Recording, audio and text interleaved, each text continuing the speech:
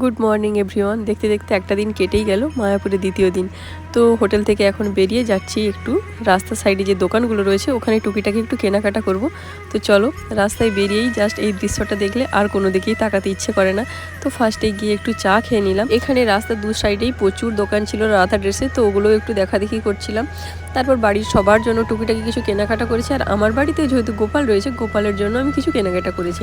তারপর মার্কেট থেকে হোটেলে ফিরে স্নান সেরে কিন্তু একটা শাড়ি পরে রেডি হয়ে গিয়েছি। এবার একটু মায়াপুরের আশপাশে যে মন্দিরগুলো রয়েছে সেইগুলো দেখবো, তার জন্য একটা টোটো বুক করা হয়েছে। আর তার আগে আমরা কিন্তু একটা নিরামিষ হোটেলে গেছিলাম খাওয়া দাওয়া করার জন্য। তো আজকে দুপুরের মেনুতে ছিল গাজর আর আলুর ফ্রাই, ভাত, ডাল, কুমড়ো আর পুঁই শাকের একটা সবজি, আর আলু ফুলকপির একটা সবজি। বাস এটাই ছিল। তারপর এখান থেকে বেরিয়ে টোটোয় করে চলে গেছিলাম যেগুলো দেখার ছিল ওগুলো দেখার জন্য। তো ফার্স্টেই আমরা চলে এসেছিলাম সরস্বতী গোস্বামী ঠাকুরের আশ্রম প্লাস মন্দির। তো এটা দেখলাম বাইরে থেকে দারুণ সুন্দর ফুল দিয়ে ডেকোরেট করা ছিল, দেখতে তো দারুণ সুন্দর লাগছিল। মন্দির মানে সুন্দর হবে সেটা নিয়ে কোনো কথা হবে না। আর এর সাথেই অ্যাটাচড ছিল একটা রাধাকৃষ্ণের ছোট্ট মন্দির। তো এখানেও প্রণাম সেরে বেরিয়ে এলাম। তা বেরোনোর সময় দেওয়ালে দেখলাম এত সুন্দর সুন্দর এই চিত্রলেখার পটগুলো, এগুলো দেখলে আমার তো দাঁড়িয়ে দাঁড়িয়ে দেখতে ইচ্ছে করে।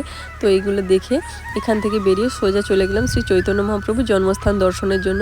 এই জায়গাটাও কিন্তু বেশ সুন্দর ছিল, অনেকক্ষণ ধরে আমরা ঘুরে ঘুরে দেখছিলাম। তারপরে এই ঘাটটাতে এসেছিলাম, এটাকে বলা হচ্ছিল রাধাকুণ্ড শ্যামকুণ্ড। তো এগুলো দেখার জন্য সত্যি কথা বলতে বৃন্দাবনেই যাওয়া উচিত। তো ওখানে তো যেতে পারছি না, তাই ছোট করে এখানে যেগুলো দেখা যাচ্ছে তো এগুলোই দেখছি। এখানে প্রণাম সেরে বেরিয়ে গেছিলাম নেক্সট মন্দিরের উদ্দেশ্যে। তারপর আমরা গেছিলাম যেই মন্দিরটাতে, চলো তোমাদেরও দেখাচ্ছি, দেখলে বুঝতে পারবে আমার মতো তোমাদেরও চোখ আটকে যাবে। মন্দিরে ঢুকেই দেখলাম অনেক বড় একটা শিবলিঙ্গ রাখা রয়েছে, তার সাথে রয়েছে যেন স্বয়ং শিব পার্বতী বসে রয়েছে, এরকম একটা দৃশ্য। এই মন্দিরের সাথে একটা ছিল একটা রাধাকৃষ্ণের খুব সুন্দর মন্দির। তো এখানেও প্রণাম সেরে চলে গেছিলাম কিন্তু মায়াপুরে, কারণ এখান থেকে আমরা যাব গোশালাতে। গোশালাটা কাল দেখা হয়নি। তো গোশালা যাওয়ার পথে দেখলাম স্মৃতি মন্দিরটা দিনের আলোতে বেশ সুন্দর লাগছে, তো তোমাদেরও তাই একবার দেখিয়ে দিলাম। গোশালাতে গিয়ে আমি তো খানিক্ষণ চুপ করে দাঁড়িয়েই রইলাম, কারণ এত বড় বড় সিংওয়ালা গরু আমি কোনো দিন দেখিনি। গরুর শিংগুলো দেখে সত্যি কথা বলতে আমার বেশ ভয় লাগছিল, তো তাই দূর থেকে দাঁড়িয়েই দেখছিলাম, বেশি কাছে যাইনি। গোশালা থেকে বেরিয়ে টুকিটাকি এদিক ওদিক ঘোরাফেরা করেছি। এখন যাচ্ছি সন্ধ্যা আরতি দেখার জন্য, কারণ সকালের আরতিটা মিস হয়ে গেছে, দেখতে পাইনি। তো সন্ধ্যা আরতিটা মিস করা যাবে না, এটা কিন্তু দেখতেই হবে, যেহেতু দুদিনের জন্য এসেছি। এই সন্ধ্যা আরতি আমি একদমই মিস করতে চাইনি। তো আজকে দেখছি ঠাকুরকে হলুদ রঙে একদম সুসজ্জিত করা হয়েছে।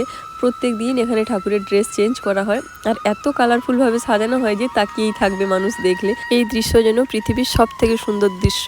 কোন ভাষায় প্রকাশ করলে বোঝা যাবে, আমার কাছে সেই ভাষা নেই। তো তোমাদেরও একবার দেখার সুযোগ করে দিলাম, দেখে নাও, পারলে নিজের চোখে এসে দেখে যাও। তারপর আমরা ওখান থেকে বেরিয়ে গদা ভবনে রাতে খাওয়ার জন্য কুপন নিয়ে নিয়েছিলাম। আর কুপন নিয়েই আমরা লাইনে দাঁড়িয়ে গেছিলাম, কারণ আগের দিন আমাদের বেশ খানিকটা দেরি হয়ে গেছিলো। তো আজকে দেখো কত লম্বা লাইন, আর লাইনের প্রথমেই কিন্তু আমরা দাঁড়িয়ে। এত বড় একটা জায়গার ভিড়ের মধ্যে যে প্রথমে লাইন পাবো ভাবিনি। তো আজকে রাতে ছিল ভাত, ডাল, দুটো রুটি, রাজমার সবজি, আলু পেঁপের সবজি, আর ছিল একটা মিষ্টি। খাওয়া দাওয়া করে রুমে ফিরছি, আর ভাবছি দুটো দিন যে কিভাবে কেটে গেল বুঝতেই পারলাম না। আবার কতদিন পরে ঠাকুর ডাকবে, কতদিন পরে আসতে পারবো জানি না, মনটা বেশ খারাপ লাগছে।